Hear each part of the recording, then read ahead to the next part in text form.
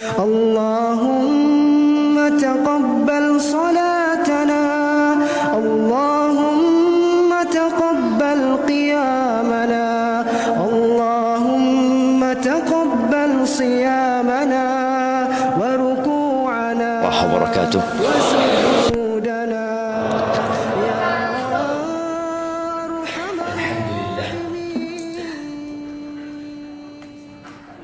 Dengerin kajiannya, sibuk sama handphone. Udah.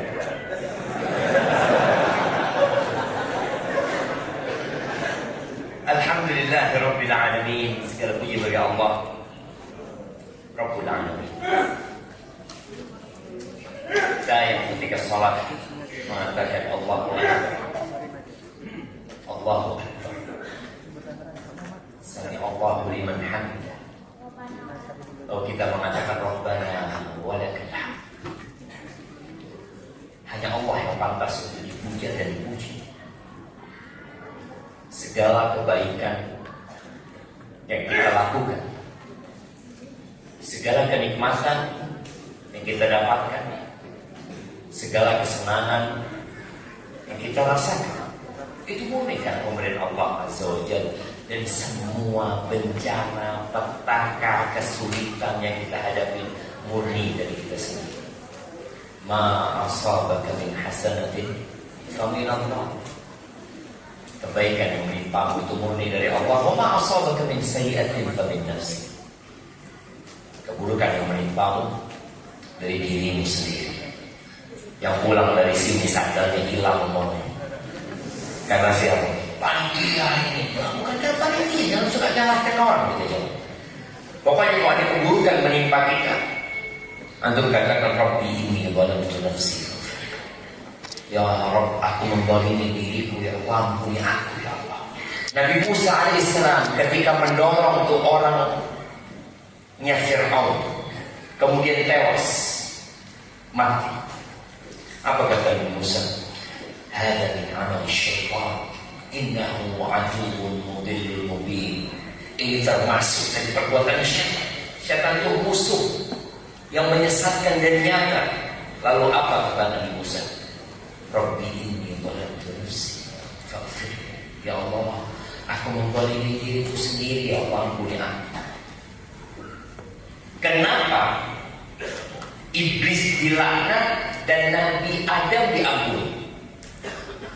Tolong jawab. Nah,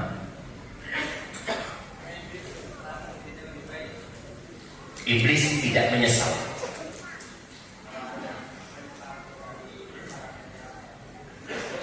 Betul, betul ya Mak.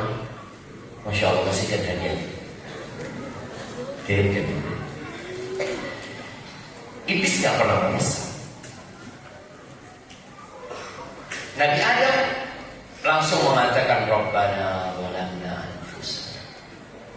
Nabi Adam tidak mengatakan iya ya Allah ini digodain iblisnya yang gak benar ini. Kita kadang-kadang kalau berbuat dosa ini gara-gara fulan. Kita. Dan orang yang mengakui dosanya itu adalah langkah awal menuju pengampunan Allah Subhanahu wa taala. Maka alhamdulillahi rabbil alamin wa bihi nasta'in ala umuri dunya waddin. Dan hanya kepada Allah kita meminta pertolongan dalam menghadapi urusan dunia. Capek. Karena kadang-kadang merasa lelah dengan kehidupan ini. Tapi ini ujian yang harus dilewati. Tatkala engkau merasa lemah, kita minta tolong sama Allah supaya suaranya enak. Iya, minta tolong sama ini urusan dunia.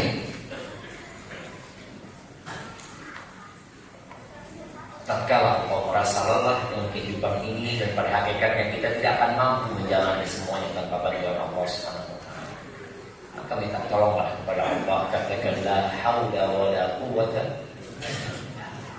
Dan juga dalam urusan agama perlu kita minta tolong sama Allah, dan itu lebih penting Sebagian kita kalau punya masalah dunia, subhanallah, dia menangis, dia mengangkat tangannya, dia berangkat umroh dalam rangka mencari solusi untuk masalah dunia. Tapi kalau masalah agama, dia biasa aja. Nih di bulan Sya'ban, kok berapa kali puasa? Sunnah. Kadang-kadang enggak juga. Dan dianggap tidak masalah. Tapi kalau melihat kawan-kawanmu bisa sholat malam, kok nggak bisa? Kawan-kawan sholatnya Masya Allah, Sya'ban 40 rakaat sholat, 17 yang wajib, 12 rawatib, 11 sholat malam. Kita nggak bisa, nggak pernah minta tolong sama Allah. Kita beranggapan itu bukan masalah. Tatkala kawan kita one day one juice, sejak Ramadan tahun lalu sampai sekarang belum hatam, dan kita biasa aja. Anda bisa lihat masyarakat bagaimana mereka memandang urusan dunia dan bagaimana mereka memperhatikan urusan akhirat, urusan agama kita. Allahumma salli wa sallim ala abdika wa rasulika sayyidina wa maulana Muhammadin wa ala alihi wa ashabihi ajma'in. Ya Allah, semoga salawat dan salam, berkah dan nikmat senantiasa tercurahkan untuk hamba kekasih-Mu, untuk baginda Nabi kita Muhammad alaihi salatu wassalam, untuk keluarga beliau, untuk istri beliau, untuk putra-putri beliau, dan untuk seluruh sahabat Nabi. Semoga Allah meridai kita bersama mereka. Amma ba'd, Allahumma anfa'na bima 'allamtana wa 'allimna ma yanfa'una wa zidna 'ilma. Antum duduk bersama dari tadi, sudah kenal nggak dengan yang di kanan dan di kiri antum? Sudah? Antum? Ya, antum. Siapa nama yang di kiri antum? Belum kenal? Yang di kanan antum? Sudah? Nah, kenal dulu sama kiri antum. Aja mana nggak akan mulai kajian sampai antum kenal dengan yang kanan kiri antum.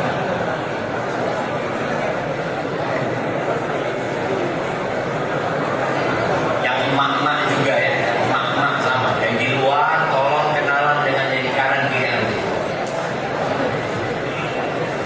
Iya, belakang itu juga.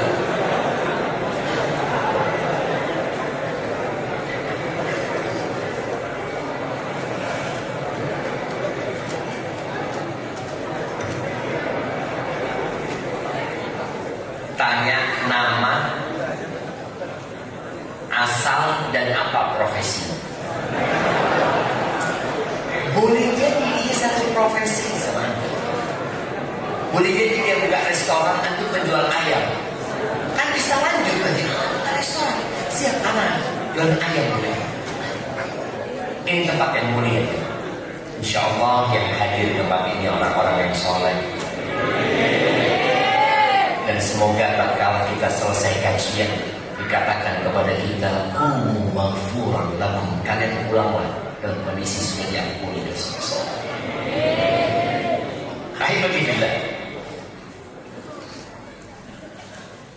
Sebagian jamaah di luar dan sebagian jamaah di dalam, mana yang pahalanya lebih besar? Yang di luar apa yang di dalam?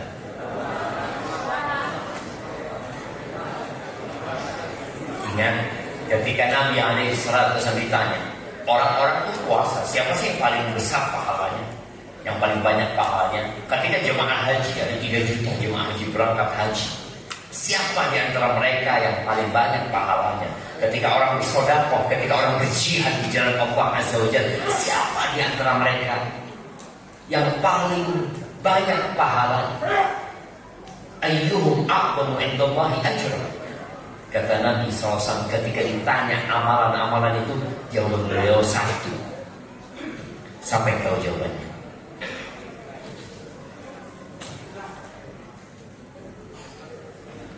Bukan. Yang istighfar. yang paling banyak pengorbanannya? Belum. Akhlaknya yang paling niat, yang paling banyak bersabar sini, yang paling jauh,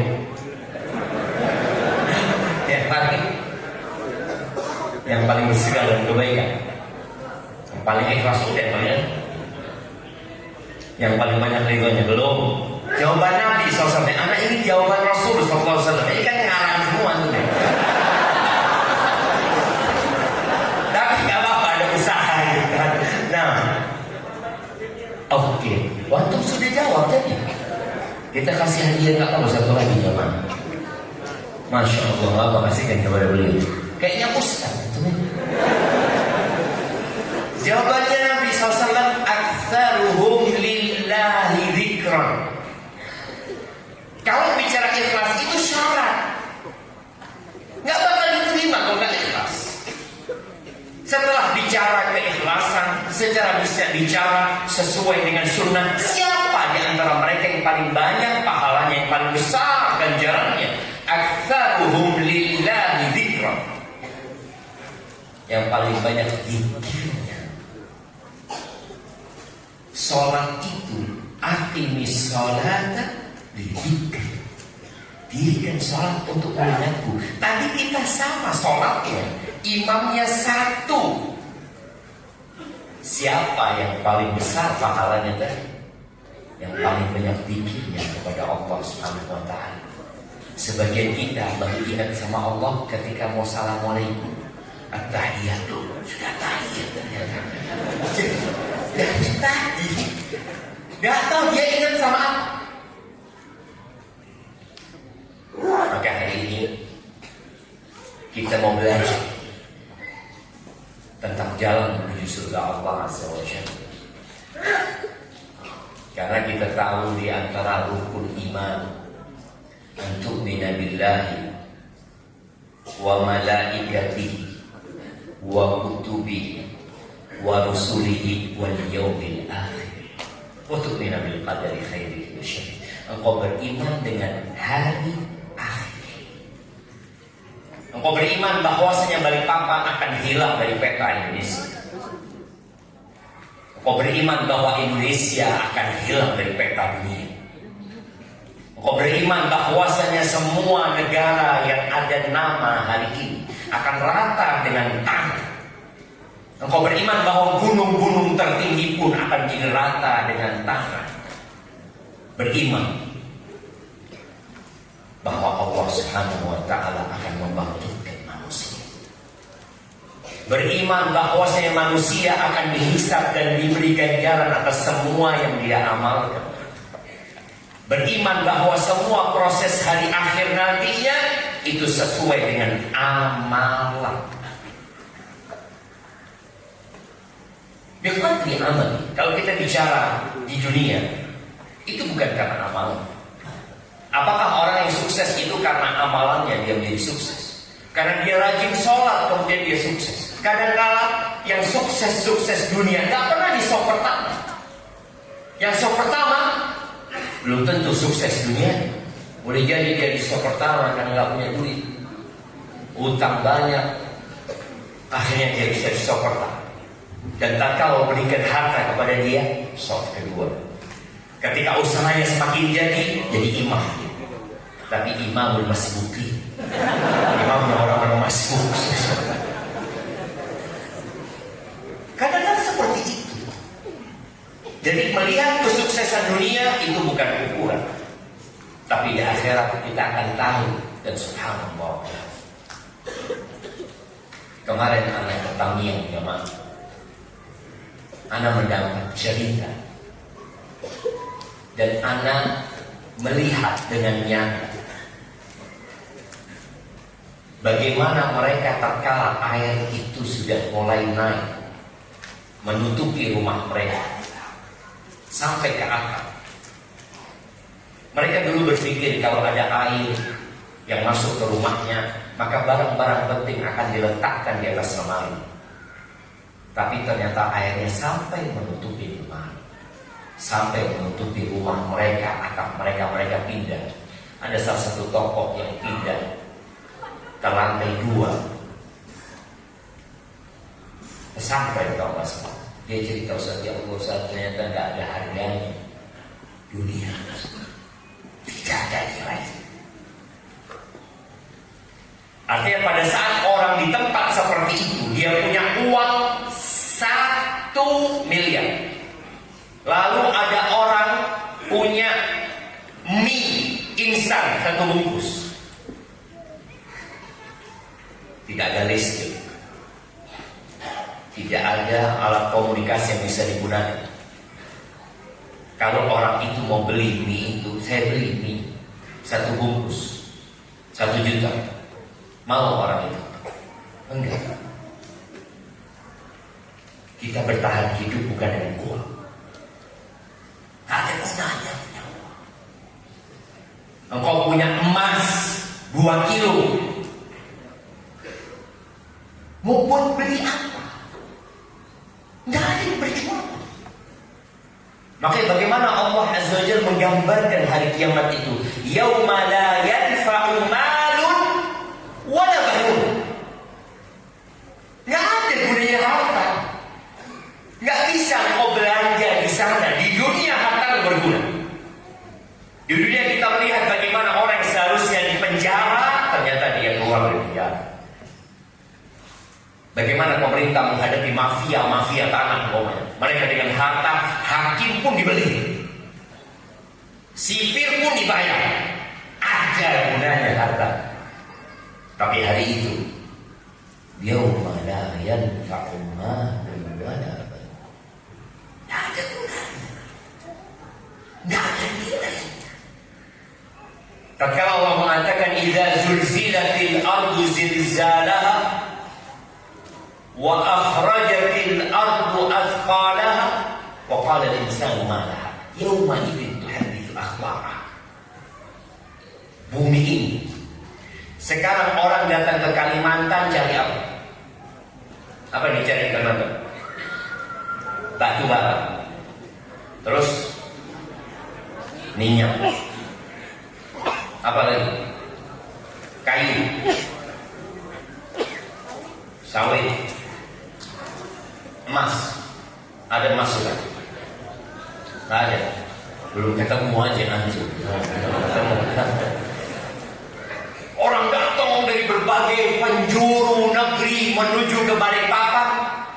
Siapa yang orang Balikpapan asli? Dari buyut yang ke-7 orang Balikpapan. Kasih aja. Nggak ada mendarat.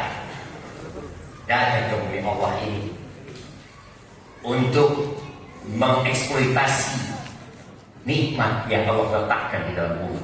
Nanti Rasul SAW menjelaskan ketika wa akhrajatil ardu athqalaha, bumi ini akan memuntahkan isinya.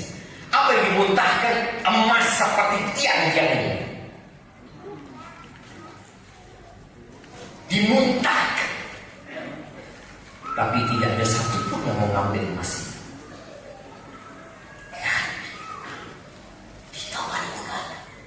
Yang melihat emas itu karena ini aku dipotong tangan, karena ini aku dihukum, gak ada gunanya. Maka ingat pembagian rizki di dunia, pembagian kedudukan di dunia, jabatan di dunia itu bukan karena amalan, tapi karena ujian. Antum dikasih ujian seperti itu dan antum mampu seharusnya. Tapi ada orang yang tidak mau menjadi mampu. Ada yang ujiannya kekayaan, ada yang ujiannya kemiskinan. Tapi yang miskin kepingin kaya, yang kaya takut miskin. Dan dua-duanya sedang dalam ujian. Ahibati billah, ada 4 fase dalam kehidupan yang dilewati manusia. Kita bicara jalan menuju surga. Fase yang pertama, fase ketidakadaan. Kita dulu nggak ada. Hal ata 'alal insani hinum minad dahr lam yakun syai'an madhkur. Nggak bisa disebut Syafiq, Riza, Basalam, nggak ada. Dan tidak ada yang tahu bahwa dia akan ada kecuali Allah Azza wa Jalla. itu fase ketidakadaan. Terus ada fase tatkala kita di perut ibunda kita. Siapa yang ingat fase itu? Ana dulu ingat di perut ibu ya Ustaz. Gelap Ustaz. Nggak ada yang ingat fase itu. Allah mengingatkan kita bahwa kalian dulu adalah janin. Dan di fase itu Allah kirim malaikat untuk mencatat rezeki, ajal, dan amalan manusia. Dia akan menjadi penghuni surga atau penghuni neraka. Allah sudah tahu. Kemudian fase yang ketiga, al-hayat ad-dunyawiyah, yang sekarang kita hadapi. Dan kehidupan dunia ini kita tahu nggak lama. Kalau kita di perut ibunda kita 9 bulan, kita di dunia, ada yang umur 90 tahun di sini? Kayaknya sudah nggak ada. Kalaupun ada, dianggap orang langka. Ada mungkin yang umur 100 tahun, 110 tahun, tapi satu dari berapa juta manusia. A'maru ummati, umur umatku kata Nabi SAW antara 60 sampai 70, dan sedikit yang lewat dari itu.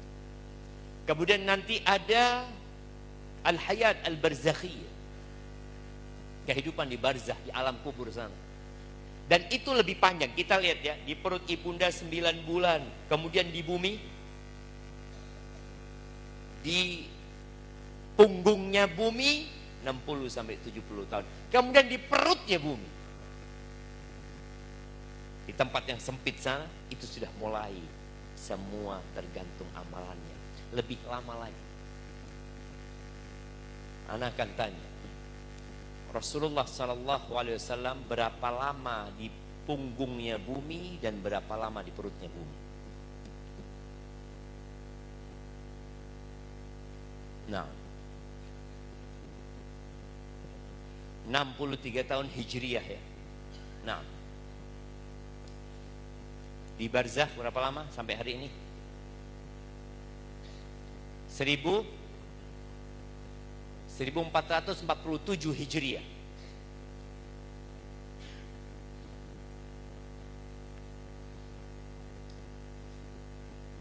Itu Hijriah dari hijrah, bukan dari matinya Rasul SAW.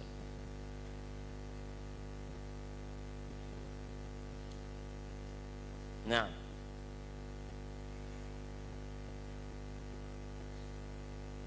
seribu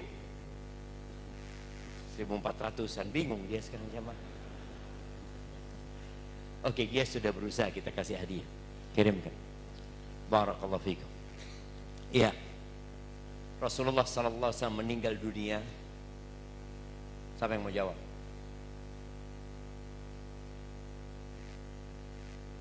Meninggal dunia.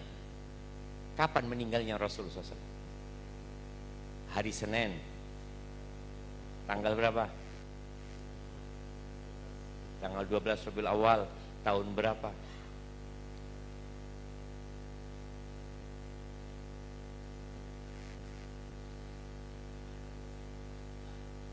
Kasih hadiahnya kalau jemaah. Barakallahu fikum.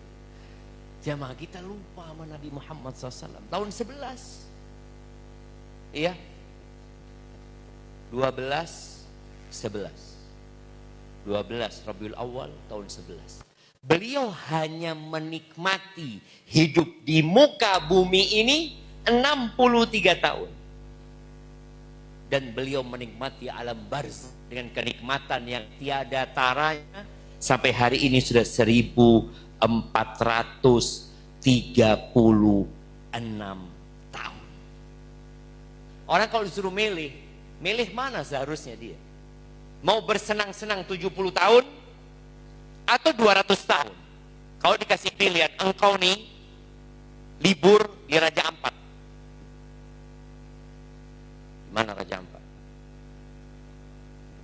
Di mana? Papua sana aja. Engkau libur di Raja Ampat, alhamdulillah di sana liburan 10 hari. Atau engkau di Maladewa, Raja Ampat 10 hari, Maladewa 100 tahun. Milih mana orang ini jamaah? Ya malah dewa lah Ustaz, ada apa Ustaz?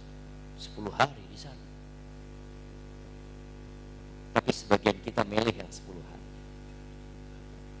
Milih yang cuma 60-70 tahun. Semangat! Kerja keras untuk mendapatkan yang 60-70 tahun. Tapi untuk yang khalidin, untuk yang alam barzakh dulu nih, kadang-kadang nggak dia pikirkan. Maka dalam sebuah asar disebutkan al-kayyis mandana nafsah wa amila lima ba'dal maut. Orang yang cerdas itu adalah orang yang senantiasa merenungkan dirinya. Dia bermuhasabah, dia ajak dirinya untuk berpikir, untuk hitung-hitungan. Ayo hitung-hitungan. Dan dia beramal untuk yang setelah kematian, bukan yang sebelum kematian. Sebelum kematian namanya apa? Pensiun. Orang kan banyak memikirkan masa pensiun. Gimana pensiun saya? Sudah tidak repot lagi. Bagaimana tatkala saya dianggap pensiun itu sebenarnya kesian, jemaah.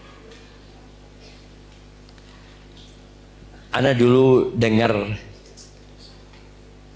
cerita yang sebenarnya kayaknya nggak benar juga, bahwa di Malaysia itu veteran atau pensiunan TNI itu disebut apa?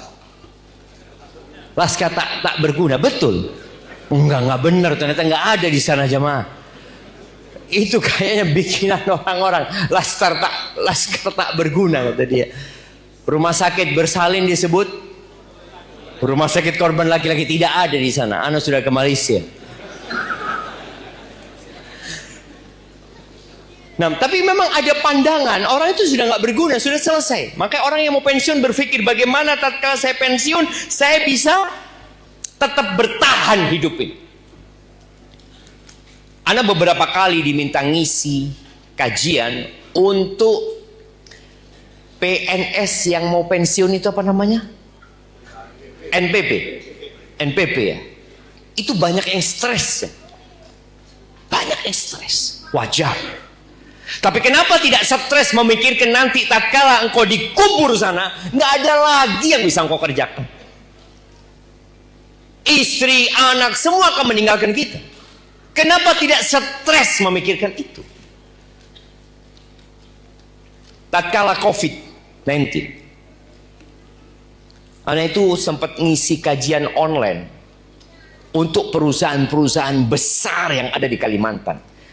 Yang disampaikan oleh salah satu pengurusnya, Ustaz, kita mau pengurangan karyawan 60.000. Bayangin, 60.000 mau di. Dia mikirkan bagaimana mempersiapkan jiwa orang-orang ini. Bahwa rizki itu bukan di perusahaan tempat kerja. Wa fis sama'i rizqukum wa ma tu'adun. Di langit rizki kalian. Tadi orang cerdas itu orang yang selalu hitung-hitungan. Hitung-hitungan untung rugi itu orang cerdas. Tapi dia beramal untuk yang setelah kematian. Itu alam barzakh. Itu fase alam barzakh. Dan ada fase selanjutnya, hayatul akhirah, kehidupan akhirat. Fase keabadian. Yang satu di surga, yang satu di neraka. Kita akan bicara surga. Kalau sudah bicara surga, maka kita bicara kesuksesan yang sebenarnya. Orang terkaya di dunia siapa sekarang?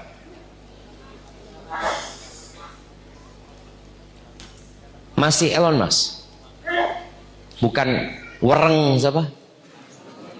Siapa? Warren Buffett. Bukan dia sekarang sudah. Udah turun dia kan. Dia kalah sama Elon Musk. Nanti tahu-tahu kalah lagi sama Fulan ya. Tahu-tahu terakhir mereka bersaing dalam kain, tahu-tahu satu mati. Selesai sudah, ganti, lanjut untuk yang selanjutnya. Di surat Ali Imran ayat 185. Allah berbincang tentang kesuksesan yang sebenarnya. Kullu nafsin dha'iqatul maut, kata Allah. Semua yang bernyawa pasti merasakan kematian. Itu sebuah keniscayaan. Elon Musk berpikir untuk membuat pemukiman di Mars. Mungkin di sana dia bisa hidup tenang dan nyaman. Padahal semua akan merasakan kematian. Kemanapun kalian pergi. Wa in kuntum fi burujim musyayyada. Walaupun kalian berada di benteng-benteng yang didirikan. Buruj itu benteng. Tapi buruj itu bisa jadi artinya wassama'i dzatil buruj. Bintang-bintang jemaah. Kalian mau kemanapun pergi bakal mati kalian. Lalu kata Allah, wa innama tuwaffawna ujurakum yaumal qiyamah. Kalian akan dikasih balasan atas apa yang kalian perbuat itu hari kiamat, bukan sekarang. Bukan di dunia jamaah. Kira-kira kalau balasan sholat antum di dunia, balasan puasa antum di dunia, apa yang akan terjadi dengan Balikpapan? Kalau antum setiap sholat dapat motor, keren nggak? Sholat dapat motor, ya zen Ustaz. Terus buat apa? Sholat duhur dapat motor 1, asar dapat 1, maghrib 1. Antum sepekan sholat dapat berapa motor? 35. Terus buat apa? Mau buat apa tuh? Ya kalau motor memang agak susah, parkirannya mau diparkir di mana? Jual, mau dijual ke siapa? Semua orang punya motor. Sekarang mau dijual ke siapa sama antum? Kalau balasan itu diberikan dunia, ya itu kan kalau motor, kalau fulus kan enggak usah. Taib. Coba kita pikirkan, kenapa Allah tidak jadikan balasan di dunia? Kalau setiap kali antum sholat dapat 100.000. Subuh 100.000, alhamdulillah, assalamualaikum. Imamnya 500.000 ya. Lebih banyak imamnya. Terus zuhur, asar, maghrib. Nah, maghrib sudah dapat berapa antum? 400.000 nih. Nunggu isya ya. Ya Allah, kapan isya ini dapat 100.000 lagi nih kita. Isya akhirnya jadi 500.000. Buat apa antum? Hah? Buat nikah lagi. Masya Allah. Yang satu mau buat beli makan. Siapa yang jualan di sana? Siapa? Gak bakal ada manusia yang jualan. Antum ke SPBU, kira-kira ada nggak yang ngisi mobil antum? Datang ke mana? Kata dia 1 liter 100.000 nggak apa-apa. Apa kata dia? 100.000. Sholat selesai. Ada apa capek-capek kerja? Sholat 100.000, belum puasa. Puasa dapat 1 juta anggap. Puasa sunnah 500 nggak apa-apa. Tutup, artinya roda dunia itu akan berhenti ketika balasan diberikan di dunia. Maka kata Allah, wa innama tuwaffawna ujurakum yaumal qiyamah. Di hari kiamat nggak ada kerja. Nggak ada kerja lagi, yang ada kesenangan di sana, kenikmatan. Kerjanya di sini. Maka kalau antum sholat, antum berharap balasan di dunia, ya Allah ya, ana ini udah sholat ya Allah, tapi fulus masih susah. Nabi Muhammad alaihi salatu wasallam dilemparin batu alaihi salatu wasallam. Beliau hijrah sembunyi di Gua Thur. Seringkali beliau tidak makan. Bahkan asyaddun nasi bala'an al-anbiya. Yang paling berat cobaan itu para nabi. Maka jangan berpikir kita cari balasan dari sholat kita, kajian kita di dunia. Salah, dunia akan ditinggalkan. Buat apa? Kalau kita diberi balasan di dunia kemudian kita tinggalkan. Maka Allah tegaskan yaumal qiyamah. Faman zuhziha 'anil nar wa udkhilal jannah faqad faz. Barang siapa yang dijauhkan dari api neraka dan dimasukkan ke surga, ini orang yang sukses yang sebenarnya. Dunia wa mal hayatud dunya illa mataul ghurur. Kehidupan dunia itu hanya kesenangan yang menipu. Yang sekarang ganteng, mana yang merasa paling ganteng di sini? Angkat tangan, kasih hadiah. Ya, merasa paling kaya, paling gagah. Bentar lagi engkau sakit. Dari tadi memang kedap-kedip lampunya, memang di setel kayak gitu sama panitia. Masya Allah. Supaya lebih keren kajiannya mungkin sama Indopati hidup. Tadi orang yang gagah, nggak lama engkau akan menjadi tidak gagah lagi. Yang cantik emak-emak, nih emak-emak ribut dengan yang namanya skincare. Tatkala dia melihat keriput di matanya, kita ngeliat ada kantong, bingung bagaimana? Ya, nggak apa-apa lah engkau untuk menyenangkan suamimu. Tapi itulah kehidupan dunia. Engkau akan menua. Bicara kehidupan dunia yang hanya kesenangan yang menipu. Suatu hari Rasul sallallahu alaihi wasallam dalam hadis yang diriwayatkan Al-Hakim dalam Mustadraknya, Nabi itu berkunjung ke rumahnya orang Badui, kemudian beliau dikasih jamuan sama orang Badui. Dan beliau kalau ada orang berbuat baik kepada beliau alaihi salatu wasallam, beliau selalu membalasnya. Dan beliau mengajarkan kita seperti itu, man sana'a ilaikum ma'rufan fakafi'u. Yang berbuat baik kepada kalian, balaslah kebaikan dia gitu. Kalau kalian nggak dapat apa-apa, nggak punya apa-apa, ya katakan jazakumullahu khair. Akhirnya Nabi berkata kepada alaihi salatu wasallam kepada Badui ini, engkau kalau datang ke Madinah, mampir ke tempatku, kata Nabi SAW. Boleh jadi Nabi mau kasih balasan sallallahu alaihi wasallam. Akhirnya suatu hari orang ini datang ke kota Madinah, menjumpai Rasul SAW, ada para sahabatnya. Lalu Nabi berkata alaihi salatu wassalam kepada orang Badui ini, sal, engkau mau minta apa? Karena itu di rumah Nabi SAW.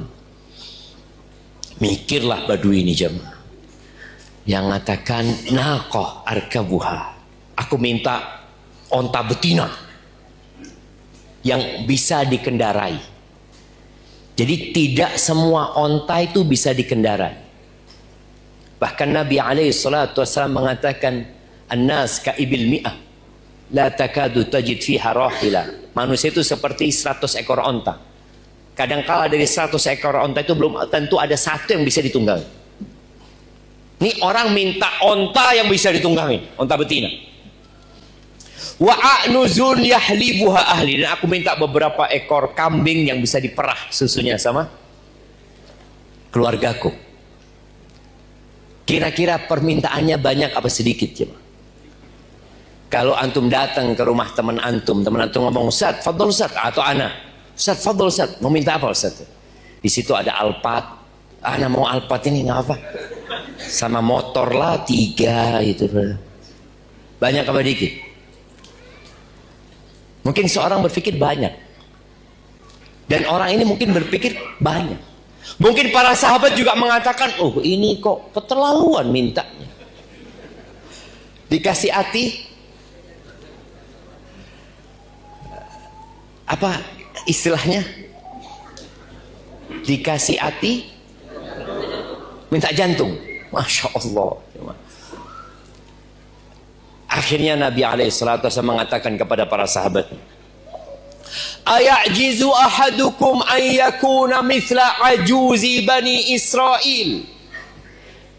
Apa kalian nggak bisa menjadi seperti wanita tua renta dari kalangan Bani Israel? Maka tanya, apa ceritanya ya Rasulullah? Nih ketika Nabi Musa alaihissalam hendak meninggalkan Mesir bersama Bani Israel, tahu-tahu tersesat, nggak bisa meninggalkan Mesir. Jalan pelarian itu nggak ketemu.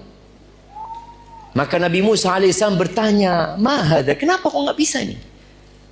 Mereka mengatakan, dulu Nabi Yusuf alaihissalam ketika meninggal dunia, beliau berpesan, kalau kalian meninggalkan Mesir, kalian bawa jasadku, kata Nabi Yusuf. Nabi Musa nggak pernah tahu di mana kuburannya Nabi Yusuf. Waman yadri qabra Yusuf, siapa yang tahu kuburan Nabi Yusuf? Kata mereka nggak ada, kecuali satu perempuan sudah tua renta, dan dia nggak pernah mau ngasih tahu orang. Oh, panggil dia, kata Nabi Musa. Datang jemaah, sudah tua dia ya. Nabi Musa mengatakan kepada wanita ini alaihi salam, Dullini ala qabri Yusuf, tunjukkan kepada aku di mana kuburannya Nabi Yusuf. Wanita ini mengatakan, hatta tu'tiyani syarti au hukmi. Ya, aku akan kasih tahu, tapi persyaratanku engkau penuhi. Dia mau tawar-tawaran sama Nabi Musa ini. Dia punya sesuatu yang Nabi Musa nggak punya. Dan ini berkaitan dengan keselamatan Bani Israel. Maka kata Nabi, wa ma hukmuki? Apa ketentuan? Perempuan ini mengatakan, aku ma'aka fil jannah. Aku bersamamu di surga. Bayangin jangan. Dia tidak berpikir untuk menjadi muda kembali. Dia tidak meminta umur yang panjang dan bisa menikmati dunia ini. Karena sudah menjadi keputusan Allah, semua bakal mati gitu. Maka nanti ketika Nabi Musa didatangi oleh malaikat mencabut nyawa, lalu Allah berikan kesempatan kepada Nabi Musa untuk menambah umurnya. Suruh letakkan Nabi Musa ini tangannya di kulitnya sapi jantan, dengan setiap bulu yang tertutup tangannya itu ada tambahan 1 tahun buat umur beliau. Terus Nabi Musa bertanya, "Tsumma ma?" Terus apa habis gitu? Mati. Kalau mati ahsan sekarang, kata Nabi Musa. Ada apa nunggu lama-lama? Perempuan ini minta untuk mendampingi Nabi Musa, bukan minta surga saja, jemaah. Bersama Nabi Musa di surga. Derajatnya mau bersama Nabi. Nabi Musa melihat permintaannya terlalu besar, jemaah. Dan itu kata Nabi SAW, apakah nggak bisa kalian menjadi seperti wanita Bani Israel ini? Lalu Allah wahyukan kepada Nabi Musa, anati hukmah, berikan ketentuan dia, kemauan dia. Akhirnya dikasihkan. Taib, jadi ingat, kehidupan dunia hanya kesenangan yang menipu. Maka jangan terlalu fokus sama dunia. Sebagian kita kalau sudah urusan surga, kalau ada waktu. Urusan akhirat, ya insya Allah kalau ada waktu anak hadir gitu ya.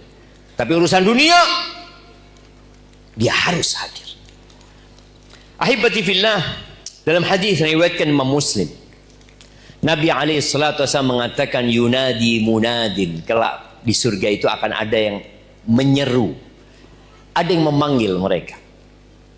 Panggilan itu berbunyi, inna lakum antasihhu fala tasqamu abada. Di surga ini nggak ada rumah sakit, nggak ada klinik, nggak ada apotik. Kalian di surga ini hidup sehat selalu dan tidak ada penyakit di surga. Adapun di dunia, bisnis yang paling menjanjikan sekarang apa? Rumah sakit. Ini bocoran buat antum ini. Karena ke depan akan banyak orang sakit. Dan sudah rencana ke situ memang dipersiapkan. Dibikin kehidupan yang nyaman, makanan enak, kendaraan enak. Terakhir, sakit. Kalau makan orang milih. Kalau sakit, nggak ada. Dia berapapun harus bayar, dia bayar. Di surga nggak ada klinik, nggak ada rumah sakit. Antum akan hidup sehat selama-lamanya. Wa innalakum an tahyu fala tamutu abada. Wa innalakum an tahyu fala tamutu abada. Kalian akan hidup selama-lamanya, nggak ada mati.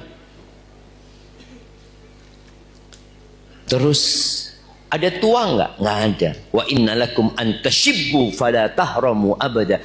Kalian akan tetap muda. Nggak ada ceritanya keriput.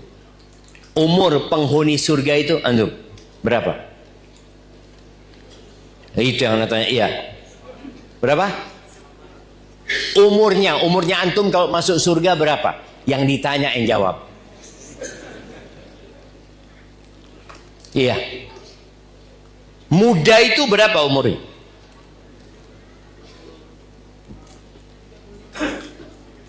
Tiga, Masya Allah, kasihkan hadiahnya yang mana? Umur 33 itu matengnya orang ya. Dan gak ada pindah tahun depan 34, tahun depan 35, gak ada. Dan di surga tidak ada tidur. Makanya jangan tidur waktu kajian nanti. Kalau ingin nggak tidur, jangan tidur. Soalnya kadang kala khusyuk ya, itu tiang hanya boleh buat yang tua. Karena di dunia ada tua. Kalau di akhirat tidak ada tua. Wa anna lakum an tan'amu fala tab'asu abada. Kalian nikmat hidupnya selama-lamanya di sana. Baik, ahibati fillah, bagaimana agar kita bisa masuk surga? Jalannya itu seperti apa, Ustaz? Orang mau jadi dokter jelas, nggak mungkin dia kuliah penerbangan jadi dokter. Ada orang di kuliah penerbangan, cita-citanya apa? Jadi dokter insya Allah. Apa kata orang? Apa sakit orang ini ya? Kok kuliah di penerbangan, cita-citanya jadi dokter? Begitu pula ada yang kuliah ke neraka tapi cita-citanya masuk surga. Insya Allah anak mau masuk surga. Lu antum sekarang jalan ke neraka, ya nantilah taubat lah insya Allah. Ahibati billah, jalan menuju ke surga itu tidak enak. Mendaki dan terjang selalu ya. Yang namanya jalan ke puncak itu ada nyamannya, setelah itu nggak nyaman. Siapa yang pernah daki gunung? Semakin tinggi, mana yang daki gunung?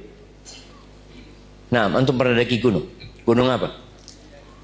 Gunung Rinjani. Enak jalannya, berat. Dapat apa di atas? Nggak dapat apa-apa kan? Tapi tetap antum naik kan? Anak kasih kitab lah buat itu. Sampai atas, anak mau melihat sunrise. Tiap hari kita ngelihat sunrise. Ada apa naik ke gunung? Tapi mereka punya kesenangan. Dia mencari kesenangan sesaat. Yang terkadang ada yang mati dalam perjalanan, ada yang sakit dalam perjalanan, tapi dia lakukan jemaah. Karena dia ingin sampai ke puncak sana. Bagaimana kalau puncaknya itu surga? Seperti apa antum harus berjalan? Yaitu dikelilingin dengan segala hal yang dibenci oleh jiwa kita. Sedangkan neraka, nafsu kita di jalan menuju ke neraka. Syarat utama untuk ke surga adalah iman. Di surat Al-Maidah ayat 72 Allah mengatakan innahu man yusyrik billah faqad harramallahu alaihi al-jannah. Sesungguhnya barang siapa yang melakukan kesyirikan maka Allah telah mengharamkan surga buat kita. Soalnya masih ada yang bermasalah dengan keimanannya. Bagaimana dengan orang-orang kafir yang baik hati? Dia suka membantu, suka menolong. Wallah Ustaz, baik sekali orang itu Ustaz. Bahkan lebih baik dari kebanyakan kaum muslimin. Mungkin kita punya kawan yang seperti itu. Yang dia peduli di saat saudara-saudara muslim tidak peduli. Iya, dia orang baik. Tapi Allah sudah buat keputusan. Orang baik itu syaratnya beriman. Allah mengatakan innalladzina kafaru min ahlil kitabi wal musyrikina fi nari jahannam khalidina fiha ulaika hum syarrul bariyah.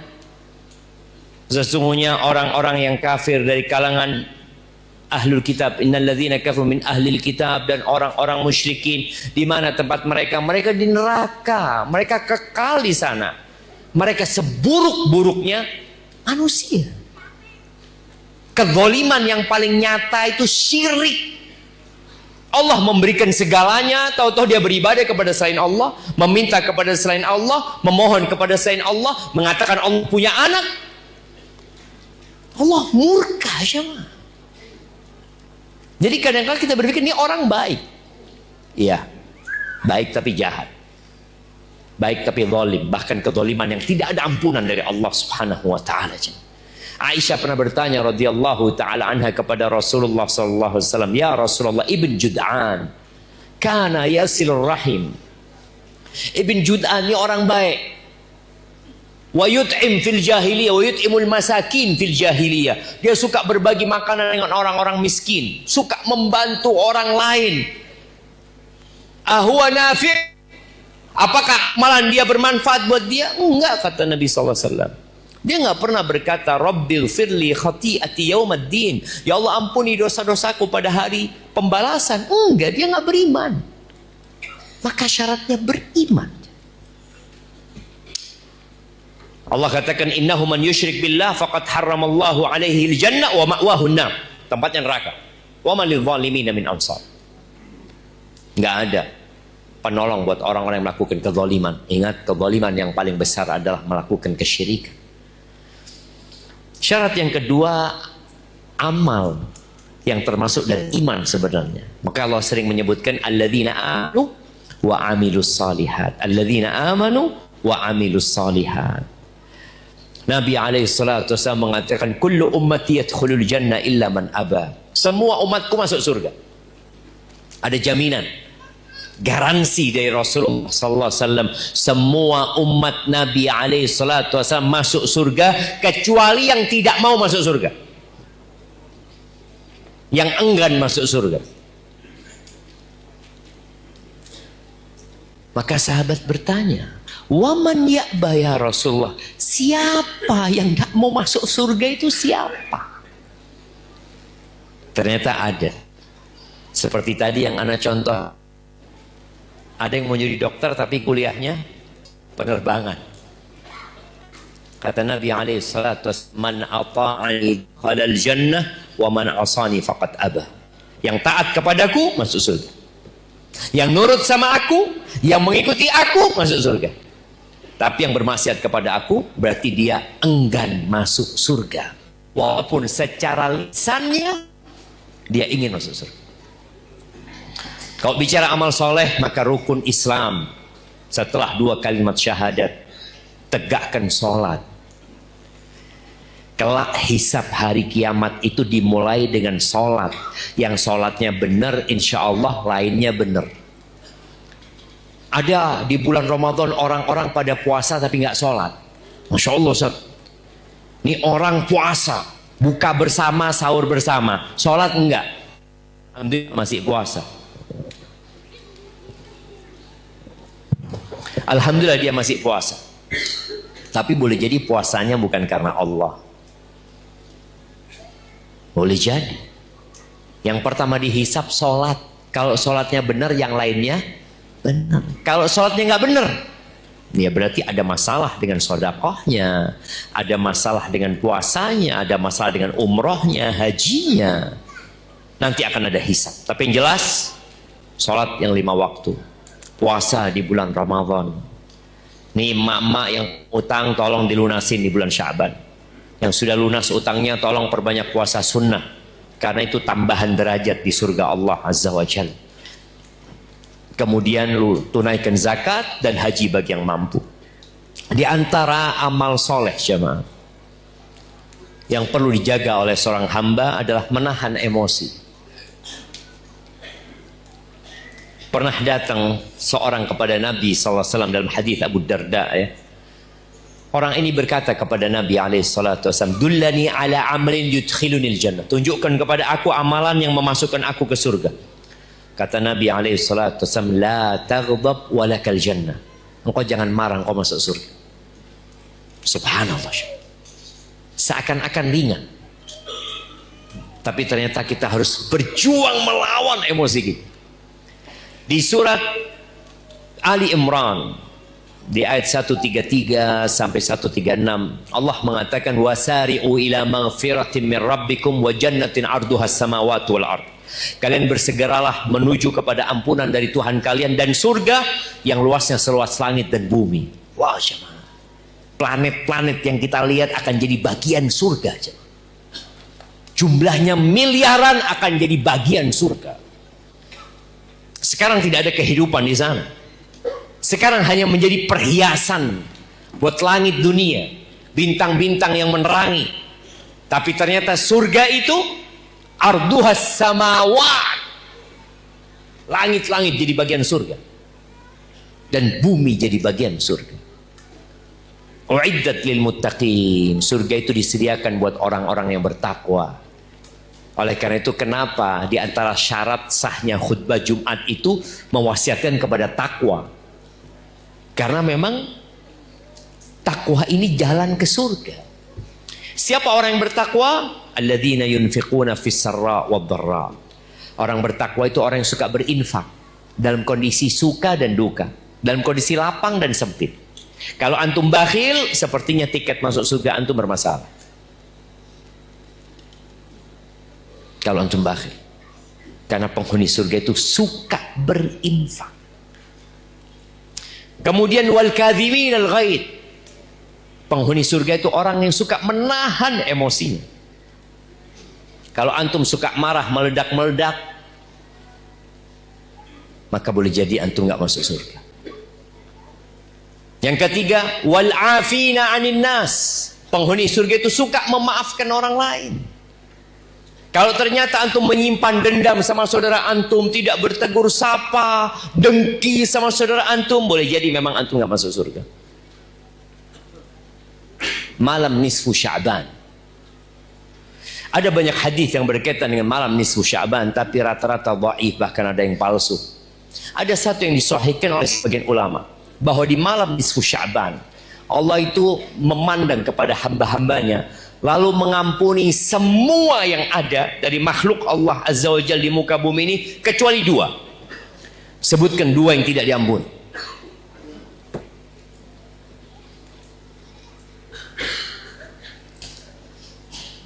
Belum dapat hadiah.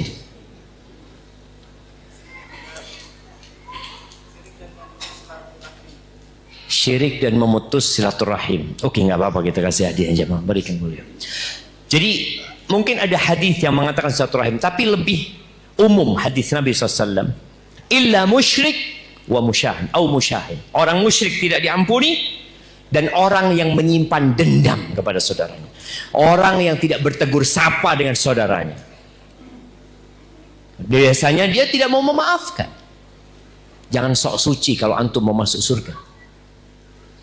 Abu Bakar saja, ketika dia sakit hati dan dendam sama Mistah karena menyebarkan isu Aisyah berzina, dan bersumpah Abu Bakar tidak mau memaafkan Mistah, Allah tegur Abu Bakar. Dan yang seperti Abu Bakar, falyafu wal yasfahu, hendaklah mereka memaafkan dan tidak perlu memberikan hukuman. Sudah.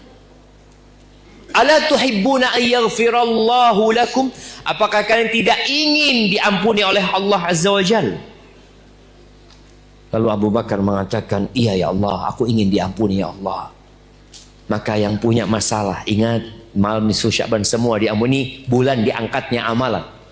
Hari Senin dan Kamis itu juga bulan diangkatnya amalan. Kalau ada dua orang yang bertikai, yang mereka akhirnya tidak mau bertegur sapa, dikatakan kepada malaikat yang mencatatnya, andiru lihadain, dua orang ini jangan diangkat dulu amalan, hatta yastoliha, sampai berbaikan dia.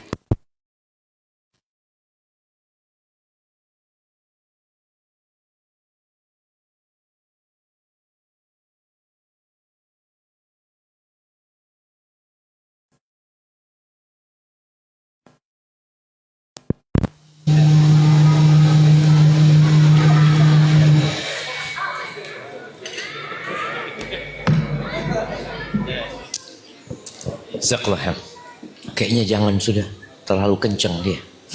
Syukur. Ya jamaah itu tadi, sayang kalau antum beramal, puasa, sodako, nggak diangkat-angkat amalan antum. Gara-gara antum tidak bertegur sapa dan menyimpan dendam. Semua berbuat salah. Jangan merasa seakan-akan menjadi orang yang paling tersakiti. Seakan-akan antum tidak pernah mengecewakan orang selalu mengecewakan antum. Nabi alaihi salatu wasallam dilemparin batu di Taif. Kemudian tatkala penaklukan Taif, Taif bertahan, tidak bisa ditaklukkan. Para sahabat mengatakan kepada Rasul sallallahu alaihi wasallam, itu kejadian 8 tahun setelah hijrahnya Nabi Muhammad SAW.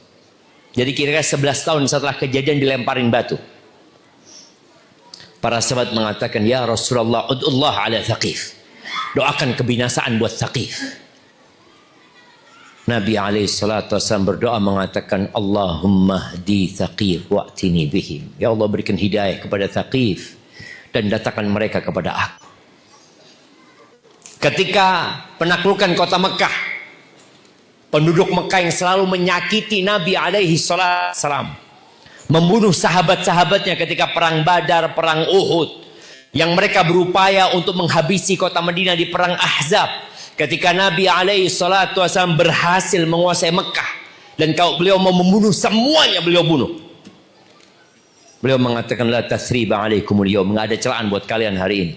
Idhabu fa antum tulaqa. Silahkan kalian semua pergi, kalian dimaafkan semua. Bebas sekali. Nabi Yusuf alaihissalam, bagaimana abang-abangnya berkonspirasi membuat Nabi dibuang, dijauhkan dari keluarganya. Akhirnya beliau hidup di penjara. Ketika beliau berkuasa, abang-abangnya datang dalam kondisi susah. Dan Nabi Yusuf berkuasa. Nabi Yusuf berkata, "Terima alaikumul yawm. Yaghfirullahu ma." Udah nggak ada celaan. Semoga Allah ampuni yang telah berlalu. Maka tolong siapapun yang punya masalah dengan saudaranya, kalau antum mau masuk surga, penghuni surga itu suka memaafkan orang lain. Jangan sampai di malam-malam Lailatul Qadar, malam-malam akhir Ramadan yang diharapkan Lailatul Qadar, antum berdoa mengatakan, Allahumma innaka afuun tuhibbul afwa fa'fu anni. Ya Allah, sesungguhnya engkau maha pemaaf, engkau cinta dengan maaf, maafkan aku ya Allah. Lalu antum tidak memaafkan saudara antum. Maaflah antum. Semua berbuat salah. Wal afina 'anil nas wallahu yuhibbul muhsin. Allah cinta kepada orang-orang yang suka berbuat baik. Lalu Allah ceritakan bahwa saya penghuni surga itu, penjalan ke surga itu, kita akan berbuat dosa. Kita memang pendosa. Tapi ketika berbuat dosa, segera kembali kepada Allah Subhanahu wa taala. Kemudian yang terakhir buat emak-emak. Emak-emak ingat, jalan menuju surga itu mudah. Bahkan kalau seorang wanita sholat yang 5 waktu, puasa di bulan Ramadan, taat dan nurut sama suaminya, menjaga kehormatan dirinya, dikatakan kepada wanita ini, udkhulil jannah, silakan engkau masuk surga dari pintu mana saja. Tapi ketika Nabi SAW berdiri di depan pintu neraka, beliau mengatakan, fa idza aktsaru ahliha, ketika beliau memandang ke neraka, ternyata kebanyakan penghuni neraka itu wanita. Gara-gara apa? Gara-gara kufur sama suaminya, tidak menghargai suaminya, melupakan kebaikan suaminya, tidak menghormati suami. Maka tolong bagi para wanita yang sudah ngaji, yang sudah sering belajar, yang sholat malam, jaga lisannya, hargai suami. Ada seorang wanita yang rajin sholat malam, yang rajin puasa sunnah, tapi kalau ngomong pedes suka nyakiti tetangganya. Apa kata Nabi sallallahu alaihi wasallam? La khaira fiha hiya finnar. Nggak ada baiknya nih perempuan, neraka tempatnya. Yang paling banyak memasukkan orang ke surga itu adalah bertakwa kepada Allah dan akhlak yang baik. Maka para wanita, tolong jangan sampai di hari kiamat ternyata yang menjadi lawanmu adalah suamimu sendiri. Begitu pula para suami. Jangan sampai engkau mau masuk surga, ternyata engkau ditahan oleh istrimu karena dia menggugat dirimu. Barakallahu fiik, itu yang dapat Anda sampaikan. Kurang lebihnya mohon maaf, ada waktu sedikit untuk tanya jawab. Tapi sebelumnya jemaah, karena tadi pernah mati lampu, Anda minta semuanya angkat tangannya ke atas. Diangkat tangannya semua ke atas, dua-duanya diangkat, ya digerakkan, ibu-ibu di belakang juga, terus letakkan di pundak saudara antum, ya pijat saudara antum sambil ana mau cari pertanyaan yang sesuai.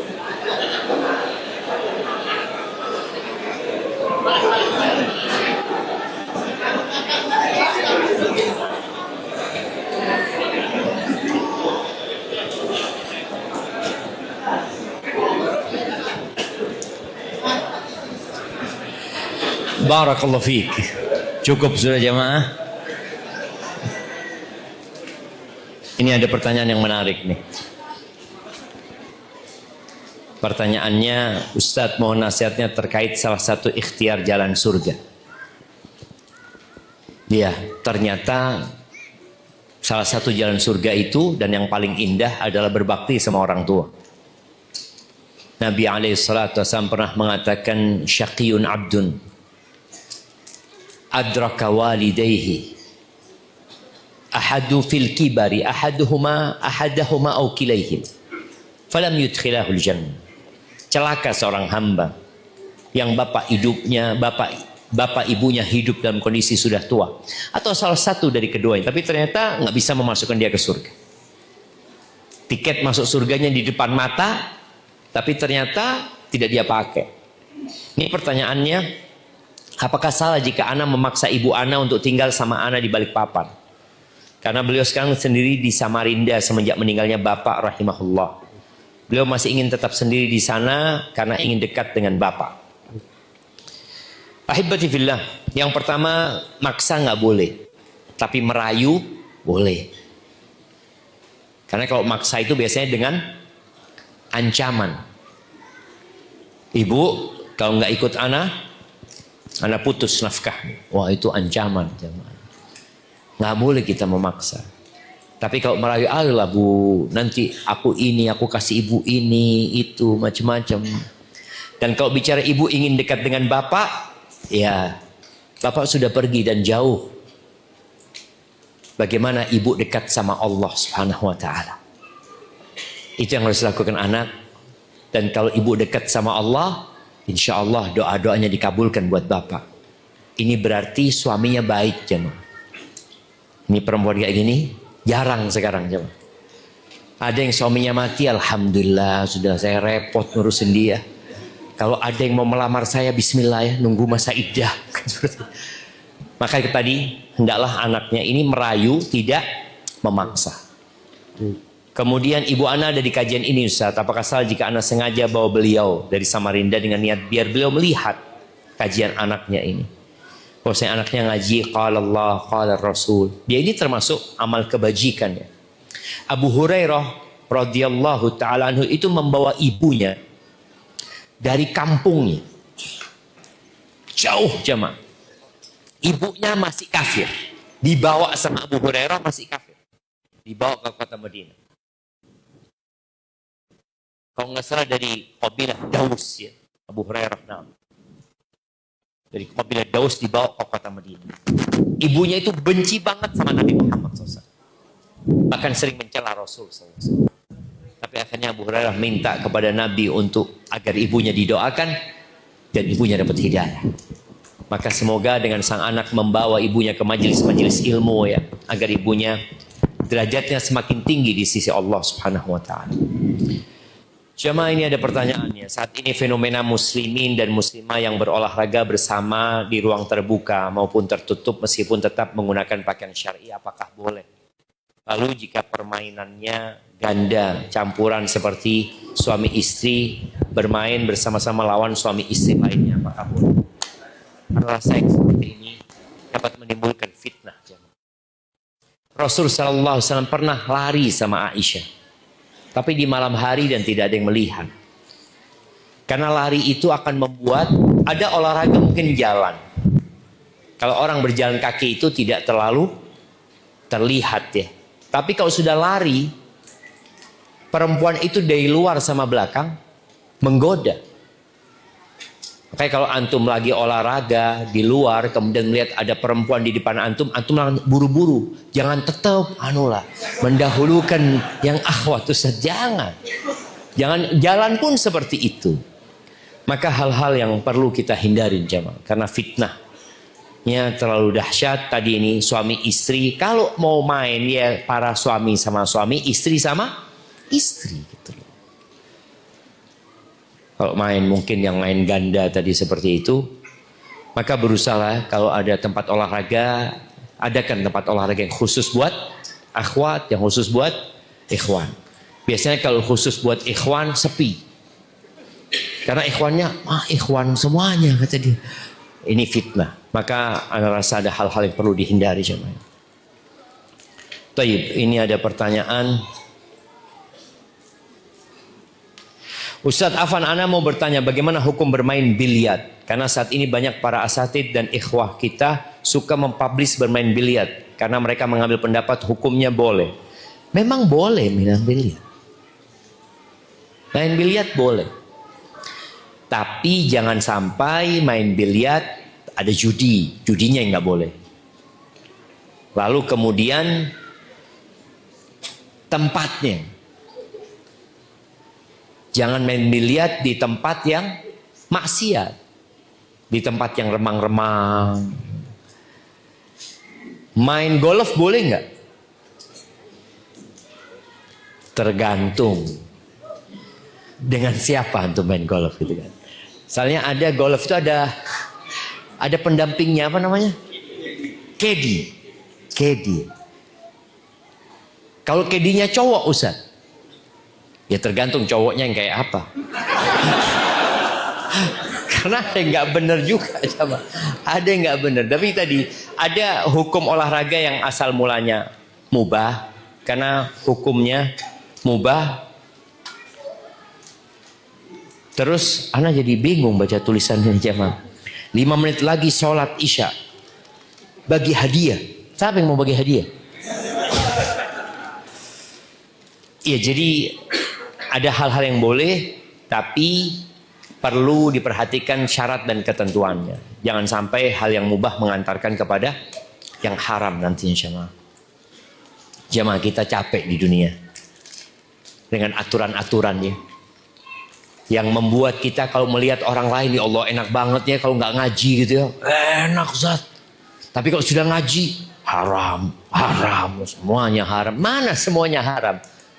Nggak semuanya haram. Yang haram itu sedikit. Kalau antum mana kasih duit, berangkat ke pasar, cari 10 barang halal. Antum 5 menit balik. Tapi kalau anda kasih duit, cari 10 barang haram. Di mana cari yang haram? Kesulitan. Cuma yang haram itu biasanya orang suka. Dan Nabi SAW mengatakan, ad-dunya sijnul mu'min.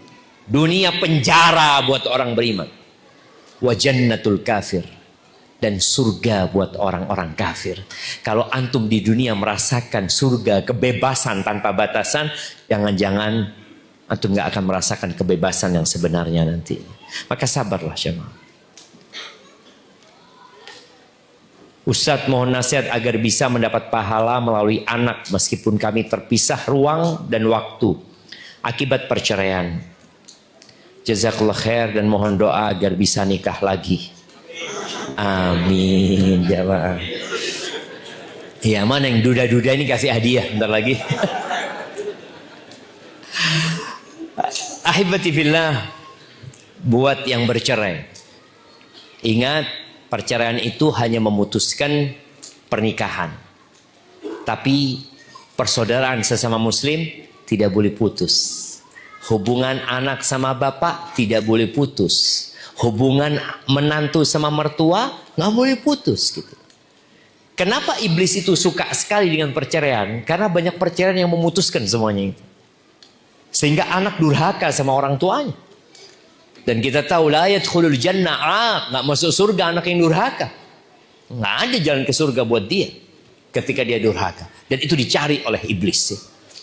Maka buat sang bapak ini tetaplah memberi nafkah. Tetaplah berdoa buat dirinya, buat anaknya, buat mantan istrinya, buat ibu anaknya, agar bisa mendidik dengan baik ya. Dengan engkau terus berbuat baik ya. Kalau memang kau pernah melakukan kesalahan, kadangkala kita memang yang salah. Kita yang memang kurang sabar sehingga perceraian itu terjadi. Mungkin itu yang bisa dilakukan. Oke, ini pertanyaan terakhir jemaah.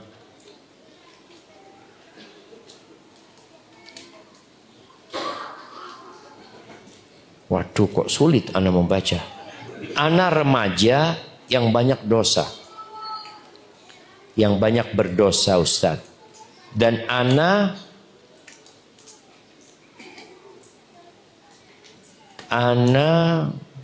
berat sekali meninggalkan. Mohon Ustadz beri kami sebuah pengingat dan pendorong meninggalkan dosa. Ahibati fillah. Ketika seorang berbuat dosa itu biasanya dia merasakan kesenangan. Ada hormon yang membuat orang itu senang apa? Dopamin. Dopamin. Tapi kesenangan itu sementara. Maka dia akan mengulangi lagi. Untuk mendapatkan kesenangan itu. Dia ngulangin lagi. Yang dikhawatirkan tatkala dia ngulangin terus, dia nanti akan berbuat dosa bukan untuk kesenangan. Tapi karena kebiasaan. Kebiasaan. Karena dopamin itu akan meningkat. Dia akan minta lebih jemaah. Ketika dia berbuat dosa satu, dia dapat tuh dopamin. Tapi lama-kelamaan biasa aja. Maka dia akan melakukan yang lebih. Dosanya, yang lebih, sampai ada orang yang berzina itu karena kebiasaan. Na'udzubillah min dzalik. Terus bagaimana ketika kita kok sulit meninggalkan dosa itu? Ketika engkau berbuat dosa yang pertama, segera bertobat, jangan ditunda. Segera bertobat. Pagi berbuat dosa, siang engkau bertobat. Jangan pernah engkau nurutin setan yang mengatakan nanti dosanya dijamak, tobatnya dijamak, nanti adalah dijamak lah. Engkau kan masih muda, engkau tobat besok berbuat dosa lagi.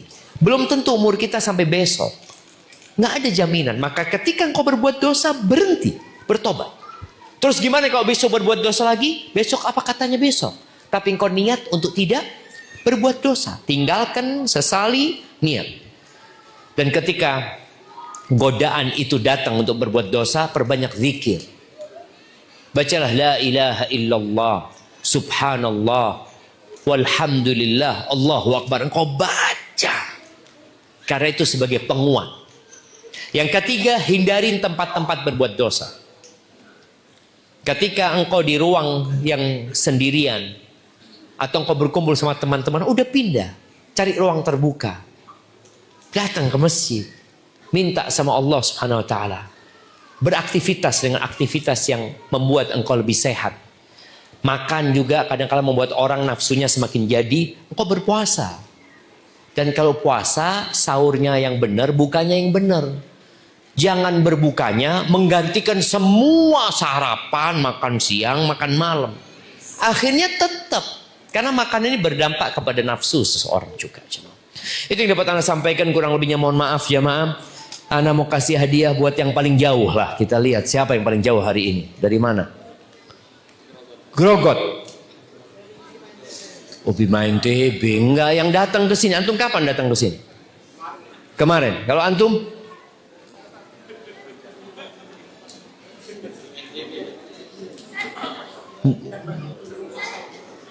Oh asalnya, bukan asalnya. Datangnya kajian, Masya Allah. Ini kajian yang buat dari Grogot. Dari mana ada yang lebih jauh? Batu? Lebih jauh lagi? Masya Allah. Mana ini buat? Oke, ini kasihkan bapaknya. Tapi buat yang paling tua, antum dari mana lagi? Dari? Separi. Jauh. Oke, kita kasih hadiah. Nah, berikan kepada dia. Dari Melak. Kapan nyampe sini antum? Ah, mondok mau udah dari sini lah. Ada yang jauh-jauh jamaah. Nah, yang paling tua. Oke, kita pertanyaan sekarang. Yang paling jauh datang ke sini naik motor. Naik motor datang ke sini. Mana yang naik motor? Naik motor. Di air ya. Hah? Naik ferry? Oke, kita kan. Naik motor? Kapal kayu? Oh, alhamdulillah, anak pikir motornya bisa jalan di air antum. Waliullah antum anjir. Kalau naik motornya atas air. Kayaknya itu jamaah yang bisa anda sampaikan karena waktunya sudah lewat. Jazakumullah khair buat semuanya. Antum sudah sabar, panas di sini, bareng-bareng kita.